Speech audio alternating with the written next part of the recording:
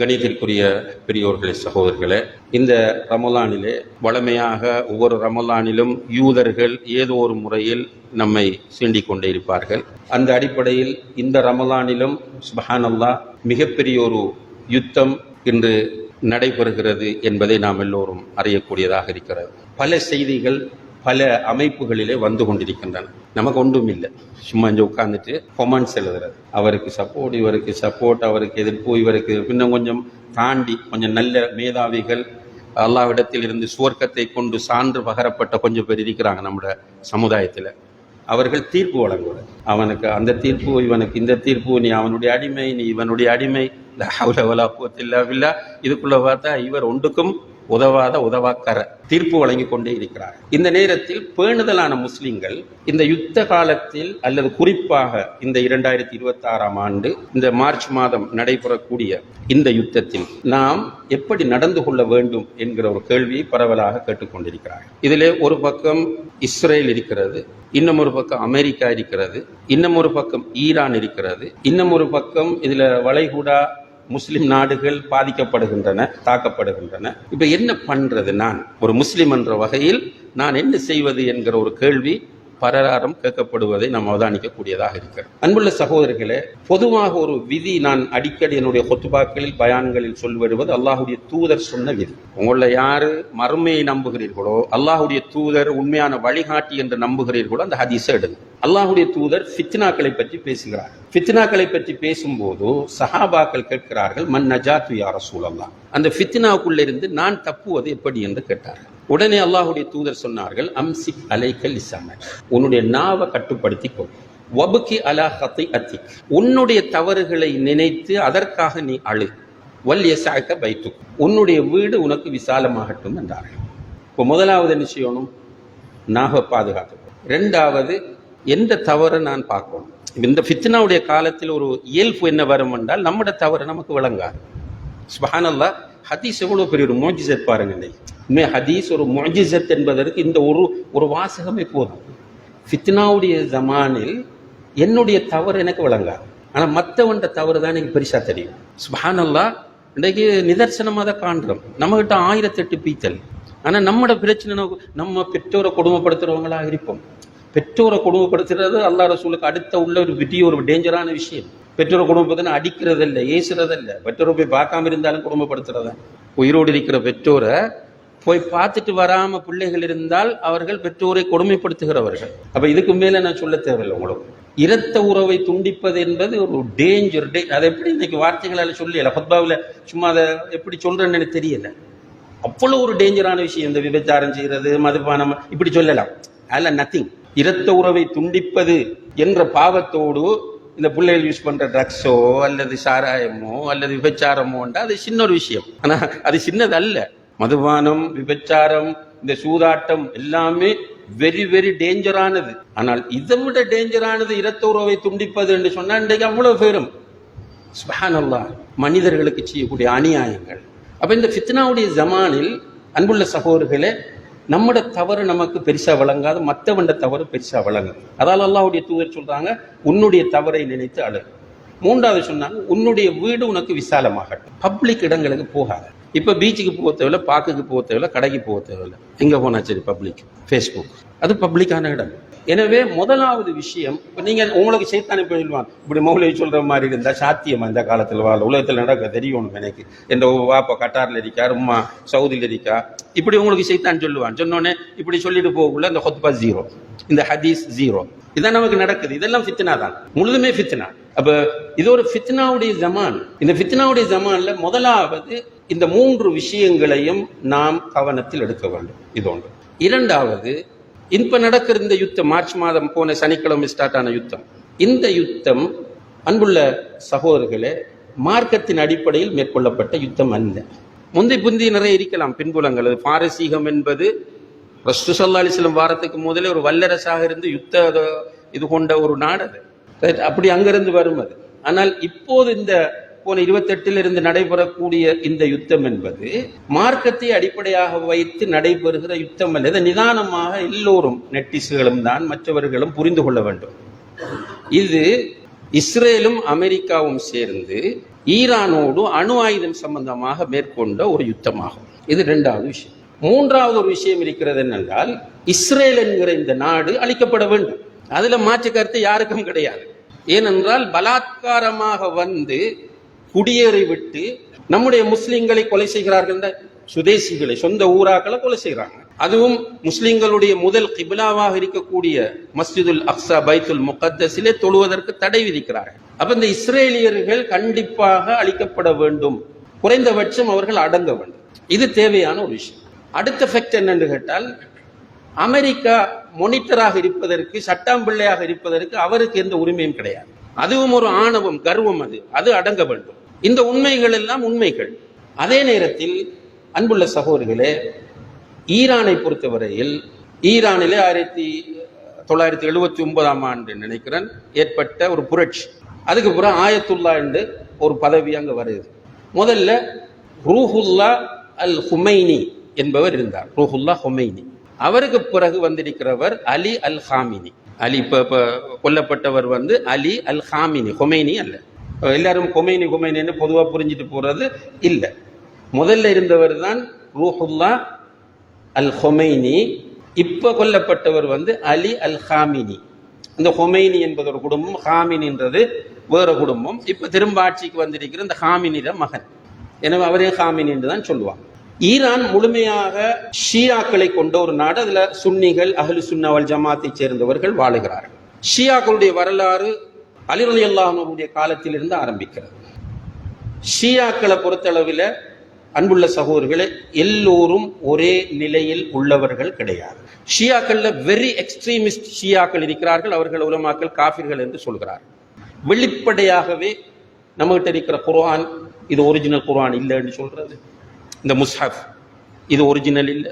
ரசூலுல்லாஹி அலைஹி வஸல்லம் அவர்கள் வஃபாத்தான பிறகு 7 சஹாபாக்களை தவிர மற்ற எல்லாரும் முர்த்ததாகி விட்டார்கள். ஸ்பெஷலாக அபூபக்கர், உமர் ரலியல்லாஹு அன்ஹுமா 2 பேரையும் போட்டு சஃபிச்சு தள்ளுறது. சும்மா சிம்பிளா சொல்லுவாங்க, அபூபக்கர் லஅனத்துல்லாஹி அலைஹி இன்னா லில்லாஹி வ இன்னா இலைஹி ராஜிஊன். இந்த உம்மத்தில நபி ஸல்லல்லாஹு அலைஹி வஸல்லம் அவர்களுக்கு அடுத்தபடியாக சிறந்தவர் யாரு? அபூபக்கர் சித்திக் ரலியல்லாஹு அன்ஹு. அவர பேரை கேட்ட உடனே அவனுக்கு லஅனத்துல்லாஹி அலைஹி என்று சொல்லுவாங்க. இந்த ஷியாக்கள் ஒரு கூட்டம், எல்லாரும் அல்ல, ஷியாக்கள்ல ஒரு கூட்டம் இந்த அளவுக்கு எக்ஸ்ட்ரீமாக போறவர். நம்ம யூஸ் பண்ற இந்த புகாரி, முஸ்லீம் எல்லாம் அவங்க எடுக்கிறதே இல்லை. அவங்கள்ட்ட இருக்கிற பெரிய இமாம் புகாரியை போல குலைனி என்று ஒருவர் வச்சிருக்கிறாங்க. அவர் தான் அவங்களுக்கு புகாரி, முஸ்லீம், அபூதாவுத் இதெல்லாம் எடுக்க மாட்டாங்க. நம்மளை சொல்ற நாயை விட நஜீஸானவர்கள் அவங்களோட பார்வை. அஹ்லு சுன்னாவை சேர்ந்த முஸ்லீம்கள் அவங்களுக்கு சப்போர்ட் எழுதினாலும் சப்போர்ட் எழுதாட்டியும் இவர் அஹ்லு சுன்னாவை சேர்ந்திருந்தால் அவர் நாயை விட நஜீஸானவர், அவர் கொல்லப்பட வேண்டியவர் என்கிற போக்குள்ள ஒரு பெரிய எக்ஸ்ட்ரீமான ஒரு டீம் ஷியாக்களில் இருக்கிறார்கள். இன்னும் ஒரு டீம் இருக்கிறார்கள், அந்த அளவுக்கு எக்ஸ்ட்ரீம் இல்லை. ஆனால் அவர்களுடைய கொள்கை முழுக்க முழுக்க அஹ்லு சுன்னா வல் ஜமாத்துடைய கொள்கைக்கு மாற்றமானது. இவர்களை உலமாக்கள் காஃபிராக்குவதில்லை. அப்படியானவர்களை அவர்கள் காஃபிர்கள், இஸ்லாத்தை விட்டு வெளியே போனவர்கள் என்று சொல்ல மாட்டார்கள். மூன்றாவது ஒரு டீம் இருக்கிறார்கள் ஷியாக்களில், நீங்க தெளிவா புரிஞ்சு கொள்ளணும்ன்றதுக்காக சொல்றேன். அஹ்லு சுன்னாவுக்கு நெருக்கமானவர் யமனில் இருக்கிறாங்க. குறிப்பாக இவங்களை ஜெய்தியான்னு சொல்லுவாங்க. இவர்களுடைய கொள்கை அஹ்லு சுன்னாவோடு நெருக்கமா இருங்க. அவங்க எதுக்குள்ள சேருவாங்க? தங்களை சேர்க்கக்குள்ள நாங்க ஷியாண்டு சேர்ந்து கொள்வார்கள். இப்படியான 3 டைப்பான ஷியாக்கள் இருக்கிறார்கள். இதற்குள்ளும் ஷியாக்களில் கடும் மத வெறி பிடித்த போக்குள்ளவர்களும் இருக்கிறார்கள். என்ன நடக்குது என்று தெரியாத அப்பாவிகளும் இருக்கிறார்கள். இப்ப நம்ம ஒரு ஹுக்கும் கொடுக்கும்போது, ஒரு தீர்ப்பு கொடுக்கும்போது எல்லாம் புரிஞ்சு கொண்டுதான் தீர்ப்பு கொடுக்கும். சும்மா ஒட்டு மொத்தமா ஷியாக்கள் காஃபிர்கள் அப்படி உலமாக்கள் யாரும் சொல்லல. ஷியாக்களை முழுமையாக லஅனத்துல்லாஹி அலைஹி என்று சொல்றதுக்கு நமக்கு ரைட் இல்லை. ஆனால் ஷியாக்கள் குறிப்பாக ரூஹுல்லா ஹுமைனி அவருடைய காலத்தில் லட்சக்கணக்காக அஹ்லு சுன்னாவை சேர்ந்த முஸ்லிம்கள் கொலை செய்யப்பட்டிருக்கிறார்கள். ஈரான்லேயும் தான், ஈரானை சுற்றி இருக்கக்கூடிய நாடுகளிலும் தான். நிறைய சதித்திட்டங்களும் நிறைய பிரச்சனைகளும் அவர்களுக்கு பின்னால் இருக்கிறது. ஷியாவுக்கும் சுன்னாவுக்கும் இடையில் ஒரு மோதல், அதை பழைய காலத்தில் அமெரிக்காவுக்கும் ரஷ்யாவுக்கும் இருந்த கோல்ட் வார் என்று சொல்றது போல ஒரு பனிப்போர் இருக்கத்தான் செய்கிறது. ஷியாவுக்கும் சுன்னாவுக்கும் இடையில் ஒரு பனிப்போர் இருக்கத்தான் செய்கிறது. ஆனால் இந்த நேரத்தில் ஒரு குரூப் ஈரானை கடுமையாக சாடுவதும், இன்னும் ஒரு குரூப் ஈரானை கடுமையாக தூக்கி பிடிப்பதும் ஆரோக்கியமானது அல்ல. என்றால் யுத்தம் ஆரம்பிக்கப்பட்டது ஒரு ஜியோ பொலிட்டிக்ஸ் என்று சொல்லுவார்கள். இது ஒரு அணு ஆயுதம் மட்டுமல்ல, இது வேற வேற பிரச்சனைகள் அவங்களுக்குள்ள இருக்கு. ஆனால் அதுக்குள்ள இஸ்ரேல் அந்த சந்தர்ப்பத்தை பயன்படுத்த பார்க்குது. இந்த நேரத்தில் நாம் முடிவெடுப்பது ஒரு சிரமமான சூழ்நிலை. சவுதி அரேபியாவுக்கு ஈரான் 2 அல்லது 3 தடவைகள் தாக்குதல் நடத்தியிருக்கின்றதுக்குள்ள. ஒன்று அமெரிக்க எம்பசிக்கு அடிச்சிருக்கு, அரம்கோவுக்கு அடிச்சிருக்கு. அது மாதிரி 1-2 தாக்குதல். அரம்கோவுக்கு அடித்ததை ஈரான் சொல்லுகிறது நாங்கள் அடிக்கவில்லை, அது இஸ்ரேல் அல்லது மொசாட் அடித்தது என்று அவர்கள் சொல்கிறார்கள். அதே நேரத்தில் ஈரான் நேற்று செய்தி வெளியிட்டிருக்கிறது, சவுதி அரேபியா தன்னுடைய வான்பரப்பை ஈரானுக்கு எதிராக பயன்படுத்த கொடுக்கவில்லை, அதற்காக சவுதி அரேபியாவுக்கு நாங்கள் நன்றி தெரிவிக்கிறோம் என்று ஈரான் செய்தி வெளியிட்டிருக்கிறது. அப்போ ஒரு குழப்பமான, நம்ம என்னத்துக்கு அவசரப்பட்டு துள்ளி ஈரானுக்கு சப்போர்ட்? எப்படியோ இஸ்ரேல் அடி வாங்குவோம், அதில் தெளிவாரிப்போம். இந்த சட்டாம்பிள்ளையுடைய மூக்கு உடைக்கும், அதிலே நம்ம தெளிவாரிக்கணும். சும்மா நம்ம ஏன் சண்டை? அஹ்லு சுன்னாவை சேர்ந்தவர்கள் இதுக்குள்ள தேவையில்லாமல் நுழைந்து கொண்டு ஆளுக்கால் சண்டை பிடித்து ஒரு தேவையில்லாத குழப்பத்திற்குள் தங்களை ஆழ்த்தி கொள்ள வேண்டிய தேவையில்லை என்றால் இது ஒரு ஃபித்னாவுடைய நிலை. அப்ப ஃபித்னாவுடைய நிலையில நம்முடைய கடமை என்ன? சைலண்ட், மௌனமாக இருப்பதுதான் நம்முடைய கடமையாகும். அதே நேரத்தில் இந்த யுத்தம் முடியும் என்றால் இதனுடைய விளைவு ஆபத்தானது. அது மிடில் ஈஸ்டை மட்டும் பாதிக்காது. இப்போ இன்றைக்கு சும்மா தேவையில்லாமலே இலங்கையை பாதிச்சிருக்கு, மற்ற நாடுகளில் பிரச்சனைகள் உருவாகி இருக்கு. இப்போ இலங்கையில் என்ன பாதிப்போம்? ஒரு கப்பலை அதில் உள்ளவர்களை காப்பாற்றுறது அது ஒரு அரசியல் சர்ச்சையாக மாறுது. சும்மா பொதுமக்கள், விவரமில்லாத பொதுமக்கள் பெட்ரோல் செட்டுகளில் கியூவில் நின்று தேவையில்லாமல் சண்டை பிடிச்சி பதுக்கி அரெஸ்ட் பண்ணப்பட்டு அது ஒரு பிரச்சனை ஆகிட்டு போயிட்டு. இப்போ திடீர்னு என்ன செய்வாங்க, இன்னும் 2 நாளைக்கு நீடிச்சா டக்குனு சாமானுக்கெல்லாம் விலையை கூட்டுவாங்க. இதெல்லாம் ஒரு காத்து கொண்டிருக்கக்கூடியவர்களுக்கு கிடைக்கிற சந்தர்ப்பம். அதே நேரத்தில் சவுதி, குவைத், துபாய், கத்தார், இதனாலும் பெரிய நாடுகள், ஒரு பக்கம் பஹ்ரைன் இருக்கிறது, இன்னொரு பக்கம் ஓமான் இருக்கிறது. இந்த 4 நாடுகளிலும் மட்டும் இலங்கையைச் சேர்ந்த சுமார் 10 லட்சத்துக்கு மேற்பட்டவர்கள் வேலை செய்கிறார்கள். அப்ப இந்த யுத்தம் உடனடியாக நிறுத்தப்படும். உம்ராவுக்கு போகக்கூடிய மக்கள் சங்கடப்படுறாங்க, திரும்ப வர இல்லாது. அவர்கள் கொண்டு போன பணம் ஒரு லிமிட்டோட இருக்கும். அவர்கள் திரும்பி செய்ய வேண்டிய சில வேலைகள் அங்க நிறைய பேர் மாட்டிட்டு இருக்கிறாங்க. இலங்கையாக்கள் மட்டும் இல்லை, உலகத்திலிருந்து போன பல நாடுகளைச் சேர்ந்தவர்கள் விமான சேவை இல்லாதால மாட்டிக்கு. இப்படி பல இடங்கள்லையும் பல பிரச்சனை இருக்கு. அப்ப யுத்தம் முடிவுக்கு கொண்டு வரப்பட வேண்டும். ஒரு பக்கம் இஸ்ரேல் அழிய வேண்டும், அதுக்கு நம்ம டெய்லி துவா செய்யறோம். அல்லாஹ் அதுக்குரிய வழிகளை ஏற்படுத்துவான் இன்ஷா அல்லாஹ். அதே போல இந்த சட்டாம்பிள்ளையுடைய மூக்கு உடைபட வேண்டும், அதுக்கும் துவா செய்யும். ஈரானுக்கு அல்லாஹ் ஹிதாயத்தை கொடுக்க வேண்டும். ஈரானுக்கு அவர்கள் இஸ்ரேலுக்கு அடிக்கிறார்கள், அவர்கள் அமெரிக்காவுக்கு அடிக்கிறார்கள் என்பதற்காக நம்முடைய உள்ளத்தில் நல்ல இடத்தை அவர்கள் பிடித்துவிடக் கூடாது. ஏனென்றால் கொள்கை அளவில் அவர்கள் நம்மை ஏற்றுக்கொள்ளவில்லை, நம்மளும் அவங்களை ஏற்றுக்கொள்ள இயலாது. நமக்கு அழகான குர்ஆன் இருக்கிறது, நபிகள் நாயகம் ஸல்லல்லாஹு அலைஹி வஸல்லம் அவர்களுடைய சுன்னா இருக்கிறது. இதை திரும்ப ஒரு காழ்ப்புணர்வில் மிஸ்இன்டர்பிரேட் பண்ண விரும்புகிறார்கள், அதை வாங்க பார்த்து கொள்ளட்டும். அல்லது இன்னும் ஒரு செய்தியை நான் இந்த இடத்தில் பதிவு செய்து கொள்ள விரும்புகிறேன். இந்த சோசியல் மீடியாவில் இந்த ஹுத்பா போகிற காரணத்தினால் நம்ம இவ்வளவு தெளிவாக பேசுகிற நேரத்தில் சிலர் என்ன செய்வாங்கன்ற ஈரான் சப்போர்ட்டர்ஸ் ஈரானை பற்றி நான் காரசாரமாக பேசினதை மட்டும் கட் பண்ணி போடுவாங்க திரும்ப. இன்னும் சிலர் ஈரானுக்கு எதிரானவர்கள் அவங்க என்ன செய்வாங்கன்னு சொன்னால் வேறொரு துண்டை வெட்டி தனியாக போடுவாங்க. போட்டு இன்னும் கொஞ்சம் பேர் காத்துக்கிருப்பாங்க கொமெண்ட்ஸ் அடிக்கிறதுக்கு.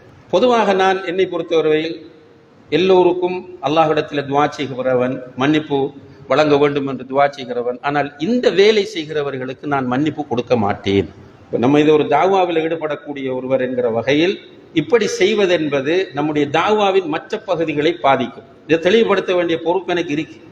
எனவே தெளிவுபடுத்தும் போது ஒரு நடுநிலையோடு தெளிவுபடுத்துகிற போது அதில் உள்ள ஒரு துண்டை மட்டும் ஒரு செகண்ட் அல்லது 2 நிமிடங்கள் வரக்கூடிய துண்டை மட்டும் வெட்டி போட்டுட்டால் நான் ஈரான் சப்போர்ட்டர் அல்லது நான் ஈரானுடைய 100% எதிரி என்று வரும். அப்ப நான் அந்த கருத்தில் உள்ளவன் அல்ல. எனவே இது என் மீது சுமத்தப்படக்கூடிய அவதூறாகும்.